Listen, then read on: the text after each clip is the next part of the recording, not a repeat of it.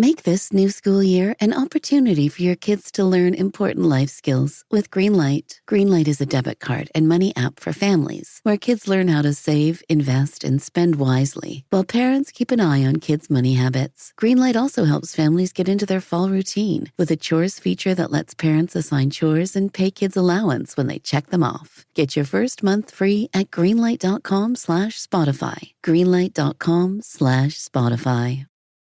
This podcast brought to you by Ring.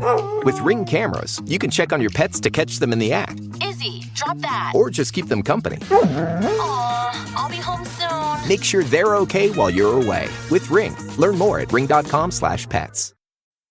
This is Optimal Living Daily. Don't forget the past, learn from it. By Joshua Becker of becomingminimalist.com. And I'm Justin Malik. And I'm going to jump right into today's post as we optimize your life. Don't forget the past, learn from it. By Joshua Becker of becomingminimalist.com. Quote, "Those who don't know history are doomed to repeat it." Edmund Burke. There's a popular adage in our society that goes something like this: forget the past, don't worry about the future, live in the present. There's truth to this statement. Far too many of us live defined by the choices we made in the past. And this shouldn't be the case. After all, each new day presents opportunity to become a new person on a new road destined for a new future. But those who choose to simply forget the past miss out on its fullest potential. There are valuable lessons to be learned from it. And those who choose to ask the right questions about their past are most prepared to live life to the fullest in the present. Consider the lessons we can learn from our past. By simply asking the right questions, we can discover, number one, strengths that define us. The talents and abilities we use to navigate and provide value to this world define the lives we live and the change we can offer. And by recalling our strengths in the past, we can better recognize our opportunities in the present. Number two, weaknesses that frustrate us. We all have weaknesses in personality and competence. When left unaddressed, these weaknesses limit our potential for impact and significance. Discover them, recognize them, and learn to overcome them by seeking the help of others. Number three, causes that energize us. Our lives find the greatest joy when we help others discover theirs. Which social causes have energized you in the past? What role were you able to fulfill in helping others? And how can similar pursuits bring new energy into your life today? Number four, relationships that inspire us. Over the course of our lives, there are no doubt a number of people who have inspired us to become better versions of ourselves. What traits do they have in common, and can you surround yourself with more people like them today? Number five, environments that derail us. The company we keep and the cultures we function in either bring us inspiration or derail our progress. Are there relationships in your past that continually brought you down and resulted in destructive decisions? If so, learn from your past to avoid them. Number six, habits that invigorate us. Over the course of our lives, we employ a variety of disciplines to make the most of it. We discover a new diet, a new fitness practice, or a new morning routine. We experiment with them. Some work, some don't. Eventually, these new disciplines either become habits or they fade from our memory. Look back. Recognize the habits that brought energy, health, and invigoration into your life, and embrace them again. Number seven, affections that bring joy to us. Various matters of our mind and affections of our heart bring different amounts of joy, meaning, and fulfillment into our lives. What affections during life brought you the most joy, and have you gotten away from them? If so, return. And in so doing, recognize what distracted you from them in the first place. Number eight, pursuits that distract us. Ultimately, the decisions we make with the resources we've been given determine the life we end up living. Most of the resources we have at our personal disposal are finite and limited: money, time, energy. By definition, the allocation of them towards one pursuit limits the amount of resources we have available towards others. It is wise to recognize the subtle pursuits that routinely distract you from the truest desires of your heart. Number 9, addictions that control us.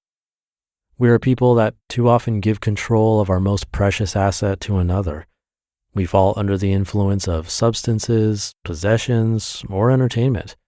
And when we do, our life is no longer our own. Identify the recurring controlling substances, addictions, in your life, and humbly seek the help needed to remove their influence over you. Number 10, temptations that trip us. Similar to addictions, we each have unique weaknesses to temptation. These temptations may vary in nature, but each detract from the fullest life possible. But they do not need to define us. We can begin anew. However, only those who can identify and admit their mistakes in the past have opportunity to learn from them.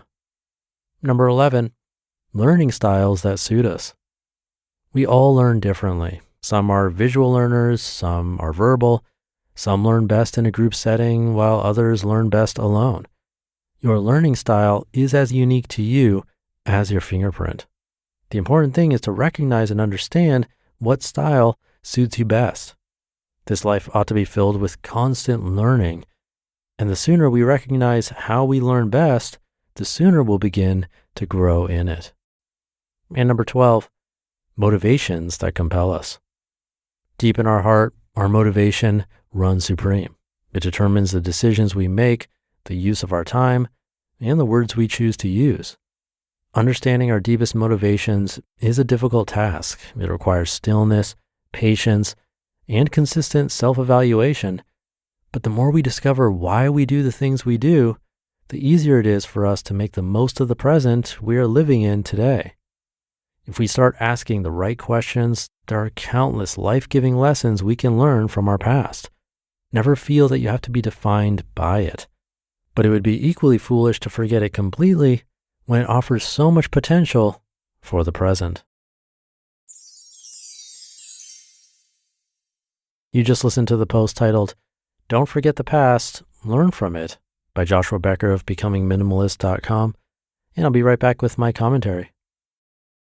Feel your max with Brooks Running and the all-new Ghost Max 2. They're the shoes you deserve, designed to streamline your stride and help protect your body. Treat yourself to feel-good landings on an ultra-high stack of super comfy nitrogen-infused cushion that takes the edge off every step, every day. The Brooks Ghost Max 2. You know, technically, they're a form of self-care. Brooks, let's run there. Head to brooksrunning.com to learn more. Making everyone happy on vacation isn't easy, but you know what is? Going to Aruba. All you have to do is walk out your door to find pristine pools, relaxing white sand beaches, and an island teeming with outdoor activities that'll put a smile on any face. You won't just feel great, you'll all feel great, filled with a calmer, more peaceful vibe that radiates Aruba's warmth. And the best part is, it never fades. That's the Aruba effect. Plan your family trip at aruba.com. Thank you to Joshua. There were a bunch of great questions in here that we can ask ourselves, and I'll be putting some of these in my weekly newsletters. I always have at least one question that you can ask yourself in there. And by the way, if you're not on that free weekly newsletter, it's easy to join. You can enter your email address at the bottom of oldpodcast.com. I think it's good that he mentioned both strengths and weaknesses because both can give us opportunities. So for example, I don't like public speaking. It was always my least favorite thing that we had to do in school, and I was forced into public speaking classes twice, once in college and once in junior high.